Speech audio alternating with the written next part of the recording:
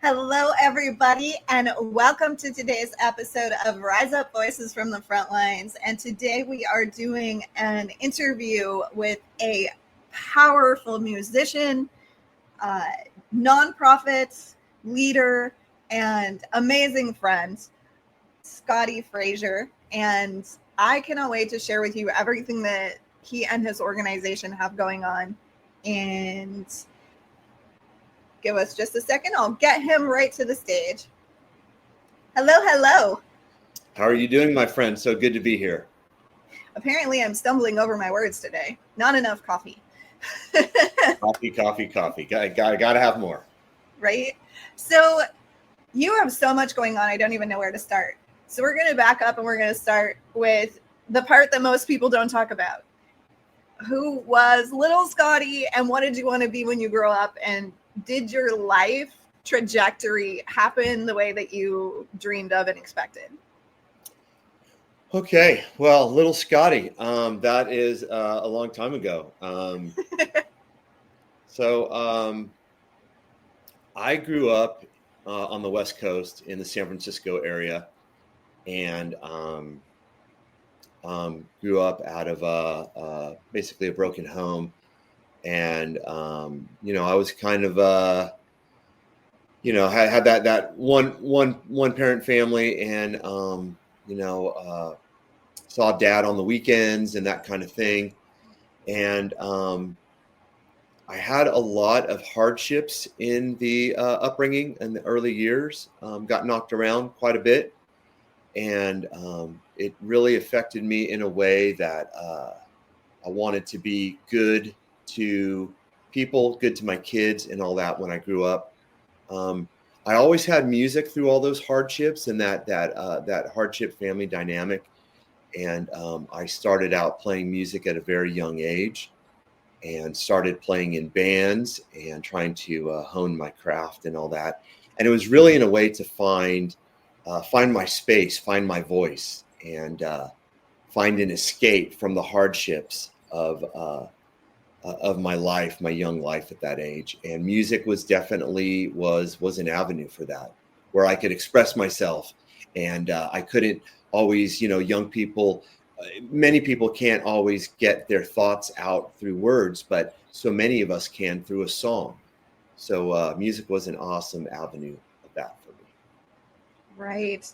So for those of you that are watching the podcast new and don't know why I asked this question, there is a tremendous correlation that's being found between ACEs, which is adverse childhood experiences, and the people that seek out a military or first responder career. So one of the things that we do at Battle to Be is research. So I'm asking this question because I have a population of people who are military and first responders to see if just randomly, I mean, this is obviously a random study.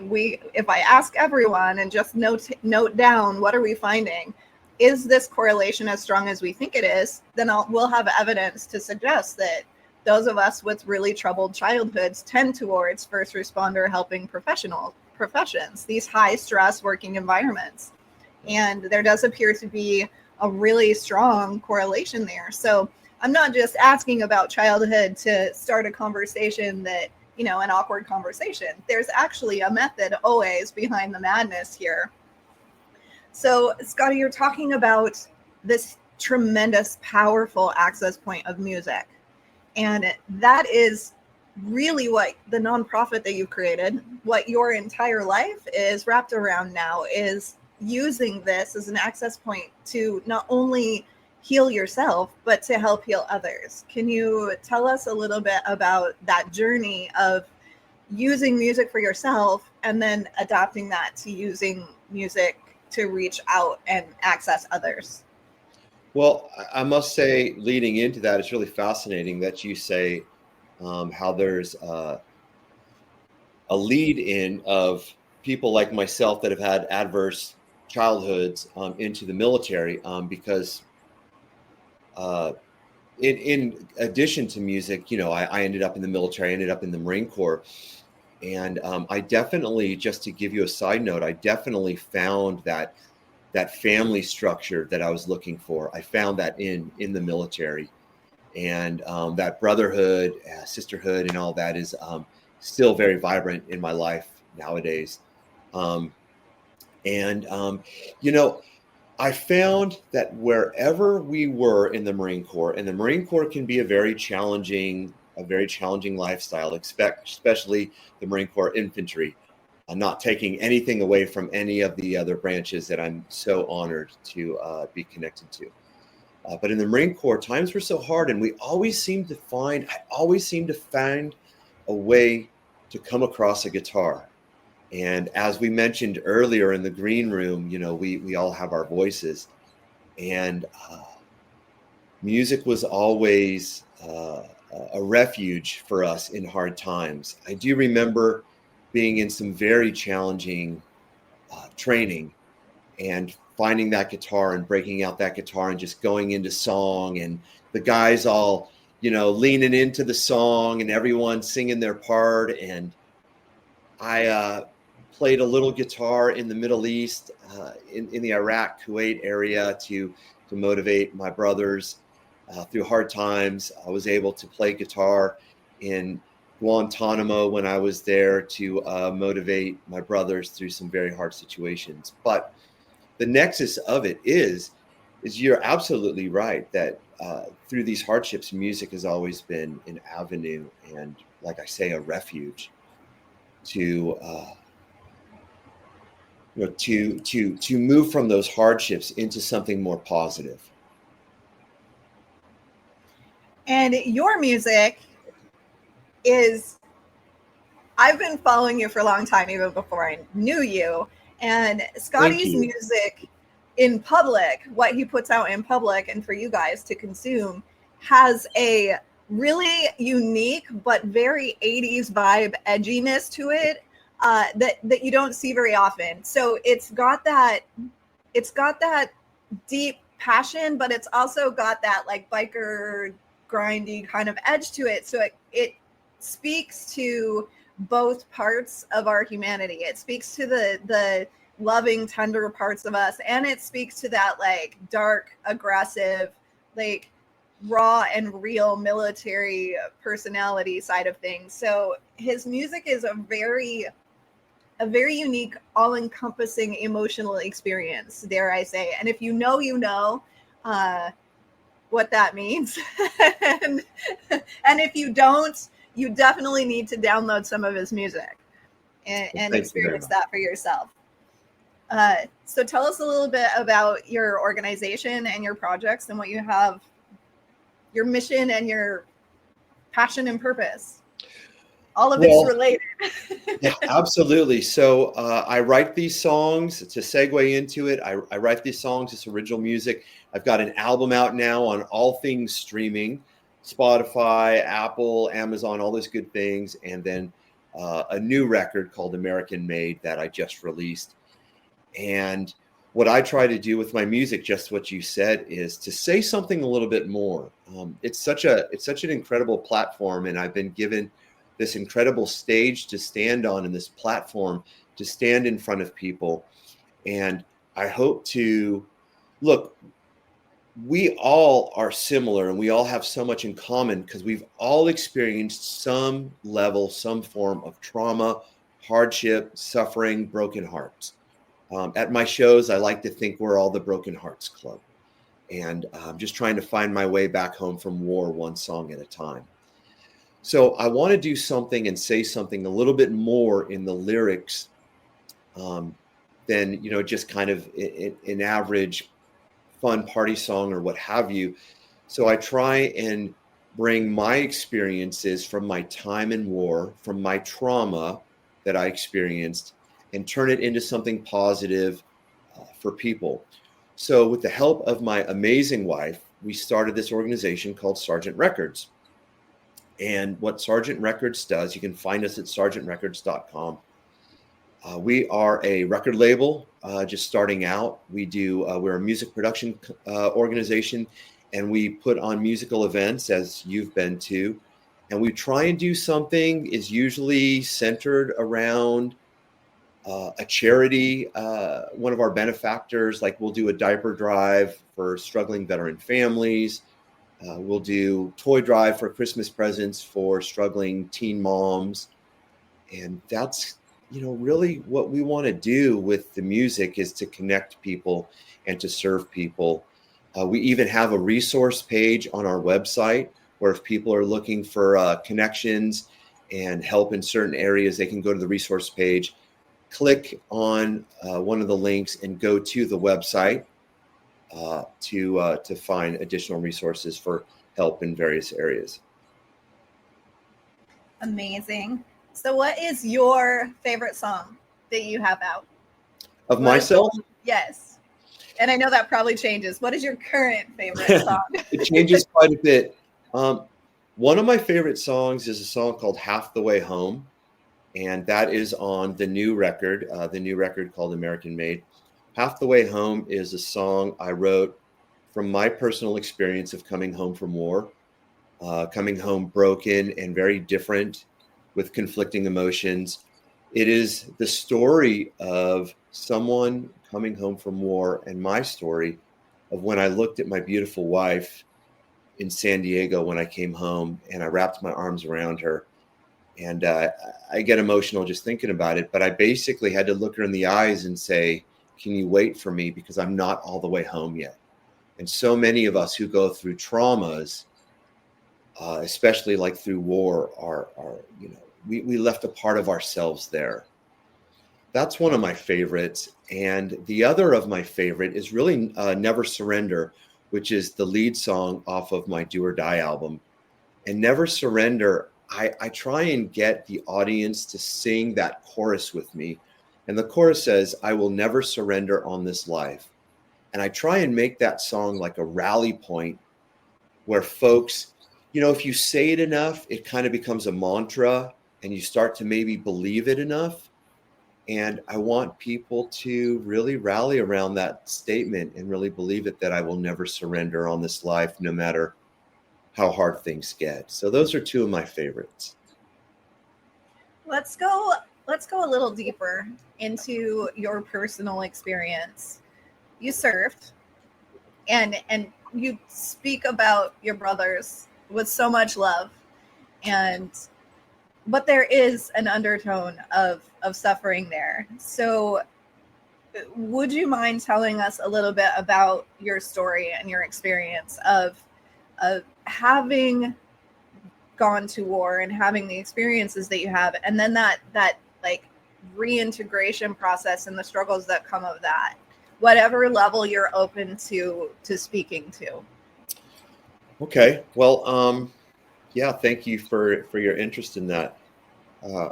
As I mentioned before, I was in the Marine Corps Infantry. So in Iraq, in the invasion phase of Iraq in 2003, I crossed into the border of Iraq into country with my infantry unit on D-Day, on the first day. And for the better part of 2003, went through numerous firefights, and gunfire was constantly all around me. And we engaged the enemy. We lived through battles, and we took a lot of, across our regiment, we took a lot of casualties. I have friends that didn't make it back, and all the ones outside of that are my brothers, and it hurts. And I experienced the frontline, visceral, graphic experiences of frontline combat. Saw a lot of death, a lot of human suffering, and that really, really drastically affected me. I have an emotional heart for people who are suffering. That really drove the direction of my music and of my lyric writing and of my intention to help people through music. But we definitely, we were in the grinder. There was a lot of messy parts of war and blood and human suffering and hardships, and it dramatically affected my outlook on life. I think it's really hard for people to understand why when people come home, they're different, right? Why when people come home are they antsy and nervous and paying attention to everything around them? And Right. why do sounds, just a backfire of a car can be enough to put you on the ground? Like, that doesn't make sense to people because they just can't conceptualize the nervous system changes and the thinking changes and the process of being afraid for your life for so long that you can't turn it off. They just don't grasp the intensity of that. So one of the goals of this show is to bring your stories forward to show, yes, you survive. Yes, you're a powerhouse. And you are wounded still at the same time, and that we need to learn how to see you as both of those things at the same time. And I think that sensitivity to the pain is really important. Right. So thank you for sharing some of your story, because without going that deep, people will just see you as, oh yeah, he's a Marine and he's got his stuff together and he's out here writing this powerhouse music.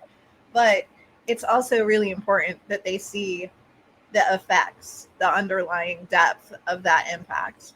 Well, I like to say that as together as I may seem, and I do appreciate that you have that perception, that I'm not the guy who's got all the answers. I'm broken like anybody else, and I've got my challenges and my ups and downs, and anxiety reaches across branches of the military and across sections of society.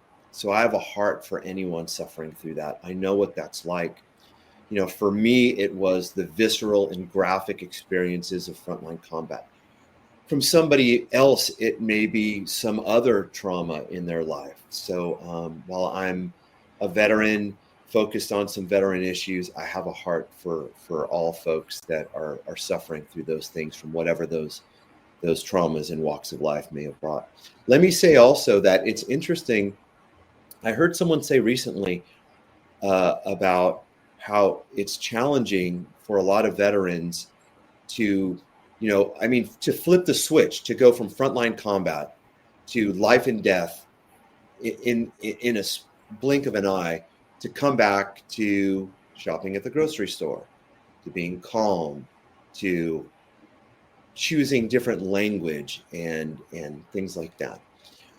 But while they say it's tough for a lot of veterans to reintegrate back into society or to transition back to civilian society, there is a very large group of veterans that their formative years were in the military.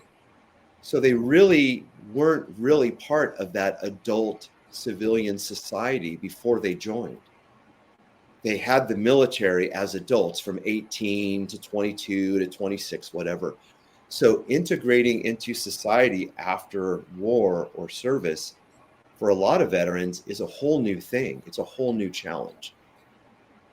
That's a really important acknowledgement, that we speak about it as reintegration, and really for many it is their first iteration of the adult person that they want to become. And how challenging is that adult stage anyway for many, right? Like, many people who don't have adverse childhood experiences and don't have war and don't have all of these things to look to, they still are struggling to establish themselves in adulthood in a healthy way. And then we add these challenges in. So reintegration isn't always the right terminology. And that's a really important acknowledgement. Right. So you have some really cool things coming up in the next couple weeks. Why don't you tell us a little bit about your next venture? Well, I'm very, very excited that I get to perform and do my music to a very receptive audience quite often, of my brothers and sisters, first responders, and military and veterans. I am heading to the Nashville area. I'm flying into Nashville next week, and On the 23rd of April, I will be performing in Columbia, Tennessee, just south of Nashville, at McCreary's, and it is the Stop 22 Veterans Suicide Awareness event. And I'm just so honored to be able to share my songs at that. My good friend Malachias puts on that event, and there will be some veteran help nonprofits on station there.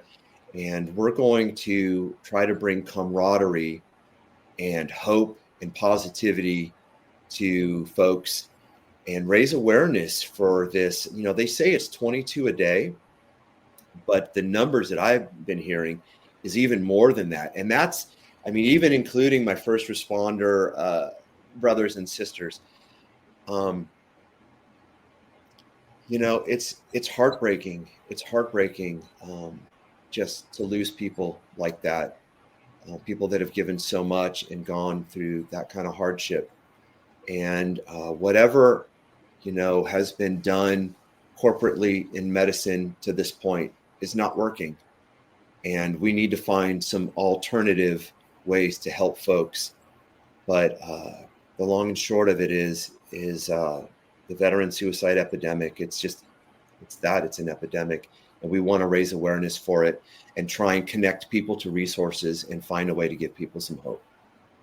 Yeah, this is the 22 a day is, in my understanding and the research that we've been doing, 22 is close to the active duty suicide rate. Okay, so we're not talking people that are not currently on duty, and the numbers are thought to be at least double, if not triple that. So because so much of it is not reported and so much of it isn't tracked. And I honestly, because, you know, I'm not a conspiracy theorist, but I honestly feel like those numbers are not tracked purposely because no one wants to admit the problem is as significant as it is. And if the numbers are tracked accurately, then the government would have to look at, you know, what are we not doing? Because this is not okay. I mean, 22 a day is sufficient enough for us to go, this is not okay. If we triple that and we look at that as a reality, people are going to freak out. People are going to say, well, why is this happening? And nobody really wants to look at that reality because it's so big and it's such a hard thing to solve.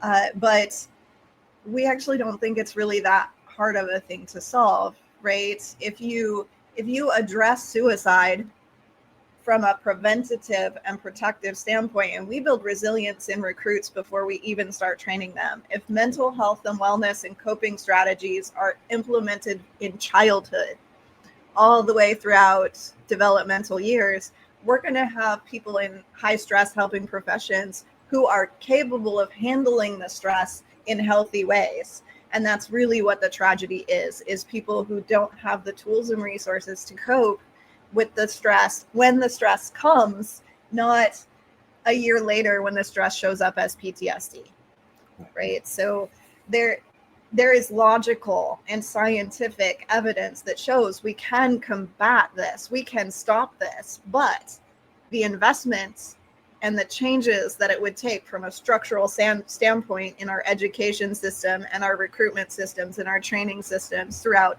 every single military and first responder organization is so tremendous. Nobody wants to look at it.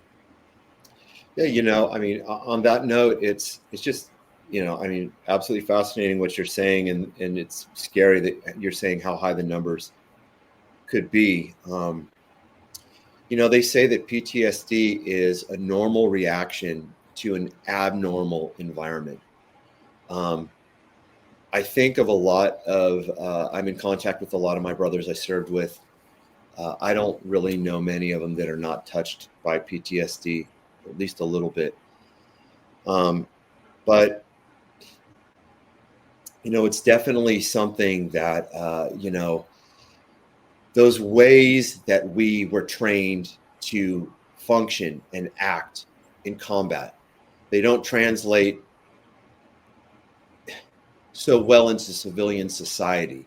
Like the way that I may react to a car backfiring or a certain situation in a dark parking lot, would make me great as the sergeant in a combat environment, but maybe not so great in the civilian world. So I agree with you 110%. We need to look at mental health and helping train people to function over there and back here as well. So we're going to include all of the links for the ways that you can access Scotti's music and so that you can check out their organization. But before we close today, tell us, how can people find you?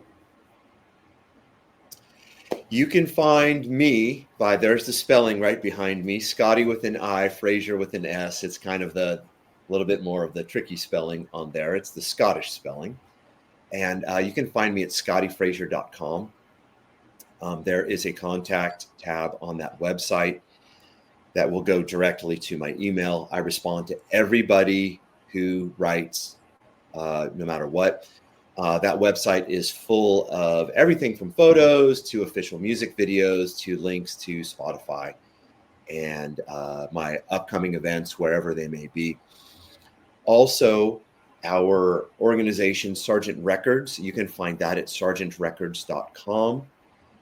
We usually have our Operation Help tab, which is our charity of the month that we're running, if you want to get involved that way. And there is a resource tab with some great resources for everything from mental health to other things to help our veteran community. So.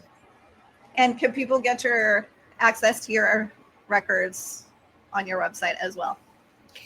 So none of the records have been pressed on hard copy vinyl yet, though that is a big hope of mine. Everything is digital. You can find all of my music on all things streaming: YouTube, Amazon, Apple, Spotify, Pandora, everywhere worldwide. It is streaming. So you can go on and listen that way or download through Apple Music, however you like. Awesome. So before we head out for the day, what is your favorite quote or final words that you want to leave with people? I'd like to leave folks with two thoughts. One is, like in my song, Never Surrender. The chorus just repeats, I will never surrender on this life. And I hope if people listen to that song, that by the end of the song, it'll get stuck in their head and they'll believe that, even through the hard times. Never surrender on this life. I'd like to tell your viewers that if you are struggling and you want to see someone who's strong, who's capable, who's powerful, I would say just go and look in the mirror, because the person looking back at you has a 100% rating of making it through the bad days. Absolutely true. So thank you so much for being here with us today. And hopefully you'll get some brand new followers, some brand new listeners, and some brand new donors for your very worthy organization. Thank you. Awesome. Thank you so much. It's an absolute honor to be with you here. I love every time that we get together and spend time together and do our events together. So thank you for listening to me and helping give a voice to my music. Thank you. Thank you, everybody, so much for watching today's episode of Rise Up Voices from the Frontline. And again, Scotti is local to me, so we have the amazing privilege of working events together. And he is all in, 100% heart, 100% integrity, 100% of the time. So if you ever run into Scotti anywhere, just, make sure that you say hi, make sure that you support what he's doing, and go have a listen to his music, because I'm sure that it will, no matter what your experience is, no matter what your lifestyle, it will speak to your heart. So thank you for being with us today. We'll see you again at the next episode of Rise Up Voices from the Frontlines.